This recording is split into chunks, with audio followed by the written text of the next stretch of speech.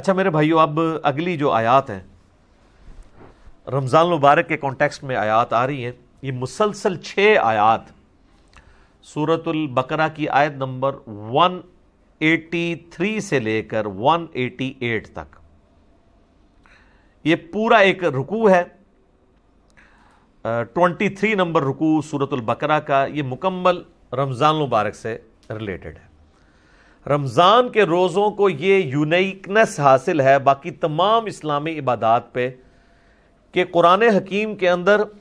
حج کا ذکر scattered form میں کئی ایک صورتوں میں، سورۃ البقرہ کے اندر ذکر آ جائے گا، سورۃ الحج کے اندر ذکر آ جائے گا، اور صورتوں کے اندر زکوٰۃ کا ذکر تو پورے قرآن میں سکیٹرڈ ہے، نماز کا پورے قرآن کے اندر سکیٹرڈ ہے، نماز کا طریقہ اور احکام و مسائل بہت کم ڈسکس ہوئے ہیں، لیکن رمضان کے روزے ایک ایسی عبادت ہے کہ جو ایک ہی جگہ پہ قرآن میں آئی ہے اور کہیں اور نہیں آئی ہے، اور اس کے آلموسٹ جتنے موٹے موٹے مسائل ہیں وہ سب کے سب اللہ تعالیٰ نے اس میں کور کر دی ہیں۔ یہ رمضان المبارک کو باقی ساری عبادات کے اوپر فضیلت حاصل ہے۔ یہ 6 آیات رکوع نمبر 23 سورۃ البقرہ آیت نمبر 183 سے لے کر 188 تک۔ یا ایھا الذین آمنوا کتب علیکم الصیام، اے اہل ایمان تم پر روزے فرض کر دیے گئے ہیں، کما کتب علی الذین من قبلکم لعلکم تتقون، جیسا کہ تم سے اگلی امتیں جو گزر چکی ہیں، جو تم سے پہلے گزر چکی ہیں، ان پر فرض کیے گئے تھے تاکہ تم تقوی کی روش اختیار کر سکو۔ رمضان شریف کی آلموسٹ آمد ہے 1441 ہجری میں، اور یہ اللہ کی طرف سے کرامت ہوئی ہے کہ شعبان کے آخری عشرے میں ہماری یہ آیات الحمدللہ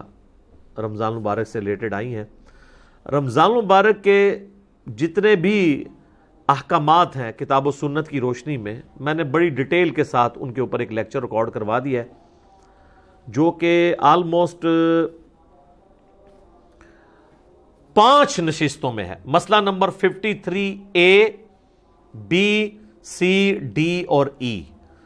اور ہر نشست آلموسٹ 1.5 گھنٹے کی ہے، جس میں رمضان شریف سے ریلیٹڈ ہر چیز کور کی گئی ہے جو کوئی پوچھ سکتا ہے۔ وہ کلپس بھی میں نے بھائیوں کو بتا دیا ہے، وہ وقتاً فوقتاً رمضان شریف کے پہلے عشرے میں ہی آلموسٹ سارے کے سارے کور کر لیں گے ہم۔ سورۃ البقرہ کا یہ رکوع بھی اس میں کور ہوگا، اس کے بعد بخاری مسلم کی روشنی میں 17 صحیح الاسناد احادیث، اور جو سحری کے افطاری کے احکام و مسائل ہیں، اسی طریقے سے عورتوں کے روزے کی رخصت کیا ہے، مسافر کے روزے کی رخصت کیا ہے، قضاء کا اور کفارے کا کیا معاملہ ہے،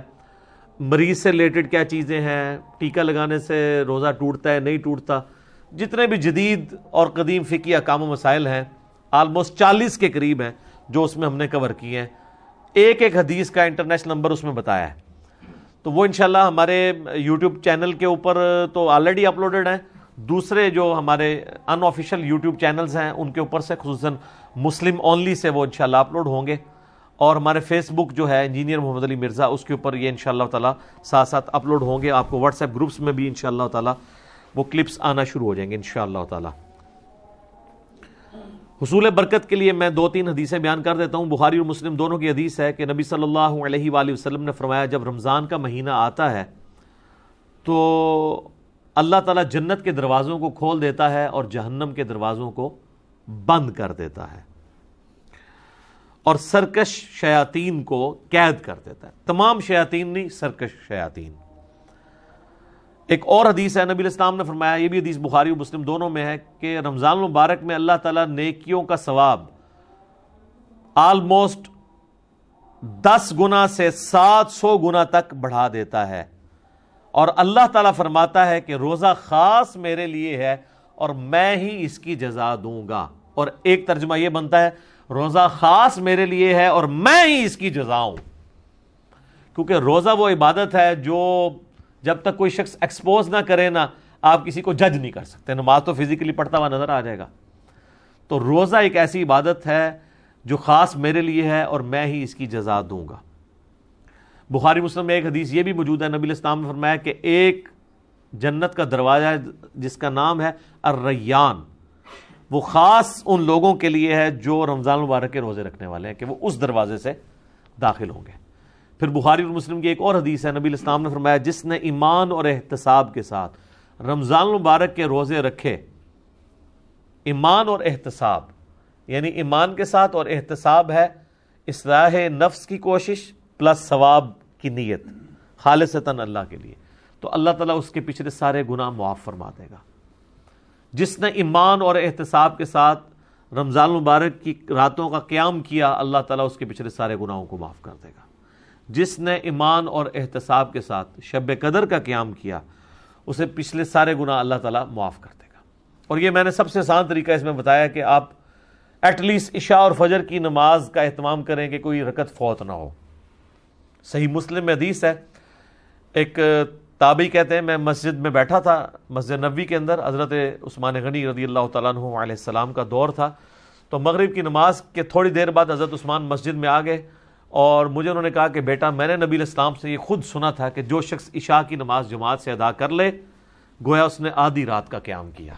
اور جو فجر بھی جماعت سے پڑھ لے گویا اس نے پوری رات کا قیام کیا۔ تو یعنی وہ بتانا چاہ رہے تھے کہ میں عشاء کی نماز سے اتنی دیر پہلے مسجد میں اس لیے آ گیا ہوں تاکہ عشاء کی جماعت چھوٹے نہ۔ آج کل تو مشکل نہیں ہے کیونکہ ہم لوگ تو رات کو سوتے ہی 12 بجے کے بعد ہیں، ان زمانوں میں لوگ بڑے جلدی سو جاتے تھے، اسی لیے مغرب کے بعد سونے کی ممانعت بھی آئی ہے۔ پورے دن کی مزدوری فجر کے وقت اٹھے ہوئے ہوتے تھے، عشاء اتنی مشکل ہو جاتی تھی، اسی لیے تو ہے بخاری مسلم میں کہ منافقین پہ 2 نمازیں بھاری ہیں، فجر اور عشاء کی، اور خصوصاً عشاء کے لیے بھی آیا بخاری مسلم میں کہ اگر یہ جان لیتے تو اپنے سرین کے بل گھسیٹتے ہوئے آتے ہیں مسجد کے اندر۔ اور فجر کے بارے میں سنن نسائی میں آیا کہ میرا دل کرتا ہے ان لوگوں کے گھروں کو آگ لگا دوں جو مسجد میں نماز نہیں پڑھتے، فجر کی نماز کے بارے میں بھی، اور بخاری مسلم میں یہ الفاظ جو ہیں وہ عشاء کی نماز کے بارے میں بھی آئے۔ تو آج کے زمانے میں آپ ذرا عشاء کو نہ قیاس کریں، آج کل تو عشاء سب سے آسان ہے ہماری نمازوں میں، کیونکہ ہماری جو روٹین ہے لائف کی وہ بدل چکی ہوئی ہے، اس لیے ہم اس تکلیف کا احساس نہیں کر سکتے جسے صحابہ کرام گزرے ہیں۔